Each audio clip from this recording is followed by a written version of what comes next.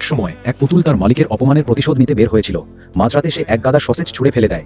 একটি কুকুর কৌতূহলী হয়ে এগিয়ে আসতেই পরের সেকেন্ডেই পুতুলটি আচমকা উধাও হয়ে যায়। এদিকে কিছুই না জানা এক প্রতিবেশী তখনও তার কুকুরটিকে খুঁজছিলেন। হঠাৎ তিনি যেন কোনো আওয়াজ শুনতে পেলেন। ঘরের গভীরে তিনি কিছু একটা আবিষ্কার করলেন। বহু বছর ধরে নিখোঁজ থাকা পুতুলটি যখন আচমকা সামনে চলে এলো, প্রতিবেশী ভাবলেন সেটি বুঝি ফিরে এসেছে, কিন্তু দুর্ভাগ্যবশত সেটি আসলে একটি ফাঁদ ছিল। ভয়ে প্রতিবেশীর মুখ দিয়ে কথা সরে গেল। তিনি স্তব্ধ হয়ে গেলেন। আসলে কি ঘটছিল এখানে? আসল সত্য হলো, পুতুলটিকে তৈরি করা হয়েছিল একটি শিশুর সঙ্গী এবং সুরক্ষার জন্য। এর নির্মাতা হুয়াই ছিলেন একজন নামকরা খেলনা ডিজাইনার। তিনি গোপনে কোম্পানির তহবিল ব্যবহার করে এই উন্নত প্রযুক্তির পুতুলগুলো তৈরি করছিলেন। কিন্তু আকস্মিকভাবে একদিন তার ল্যাবে এক ভয়াবহ বিস্ফোরণ ঘটে। বাধ্য হয়ে হুয়াইকে এই প্রজেক্টের কাজ বন্ধ করে দিতে হয়। ঠিক এই সময়ই তার ভাগ্নি বা ভাতিজির পরিবার এক মারাত্মক গাড়ি দুর্ঘটনার শিকার হয়। অলৌকিকভাবে কেবল ছোট্ট শাওহুয়া বেঁচে ফেরে। এর ফলে হুয়াই হয়ে ওঠে শাওহুয়ার একমাত্র আইনি অভিভাবক।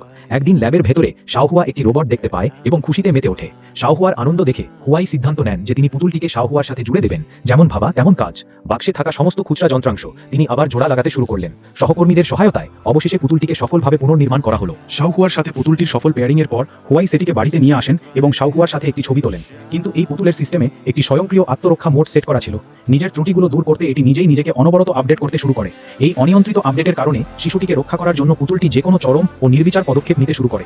এক পর্যায়ে পুতুলটির সম্পূর্ণ নিজস্ব চেতনা জাগ্রত হয়। নিজের প্রতিবেশীকে ফাঁদে পড়তে দেখে হুয়াই যেন কিছু একটা আঁচ করতে পারলেন। তিনি দ্রুত পুতুলের মেমোরি স্টোরেজ চেক করতে গেলেন, কিন্তু ততক্ষণে চালাক পুতুলটি নিজেই সেই ভিডিও ডিলিট করে দিয়েছে। পরিস্থিতি বেগতিক দেখে তিনি দ্রুত পুতুলটিকে ল্যাবে পাঠানোর ব্যবস্থা করলেন। কিন্তু মাঝপথেই ঘটে গেল এক দুর্ঘটনা। পুতুলটি হুয়াইয়ের হেফাজত থেকে পালিয়ে গেল। হুয়াই যখন ঘুমে মগ্ন, ঠিক তখন পুতুলটি ড্রয়িং রুমে বসে মনের সুখে পিয়ানো বাজাচ্ছিল।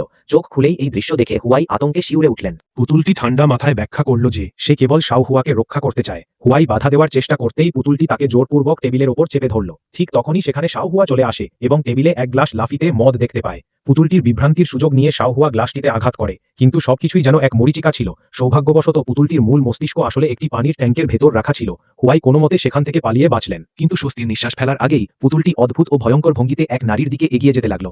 সে লাথি দিয়ে ঘরের দরজা ভেঙে ফেলল এবং হুয়াইয়ের পালানোর সব পথ বন্ধ করে দিল। শেষ মুহূর্তে পুতুলটি একটি ছোট হাতুড়ি এবং স্টিলের তার নিয়ে হুয়াইকে শেষ করতে উদ্যত হলো। কিন্তু সে ভাবতেও পারেনি যে শাওহুয়া এই সুযোগের অপেক্ষায় ছিল।